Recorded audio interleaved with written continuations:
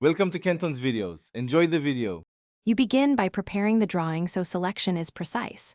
First, make sure layers are unlocked and visible, otherwise you cannot select the graph. Next, choose the Model tab and zoom to the area containing the plot or graph so you can see all elements. Once done, use a selection window or single-click to pick the graph objects. This isolates lines, polylines, splines, and text. Make sure you know whether the graph is a block or exploded entities before proceeding, because that changes the next command. Once you have the graph highlighted, identify exactly what you selected and why. Use properties or lists to see if items are blocks, polylines, or XREFs. If it is a block, open Block Editor or use Explode carefully. If dynamic, use Bidit to edit. Use Quick Select or the Filter command to gather matching entities across the drawing so you don't miss hidden bits. Also check for XREFs or raster images. Detach or unload XREFs and remove attached images that contain the graph.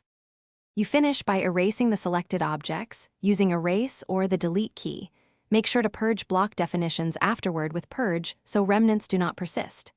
After deletion, inspect both Model and Layout tabs and open XREF Manager to detach any reference drawings that held the graph. Once removed, save a new file copy. Troubleshooting tip. If parts remain, run Purge and Insert List to find ghost blocks, and use Audit or Recover to repair corrupted entities before trying again. Thanks for watching. Consider subscribing if we helped you.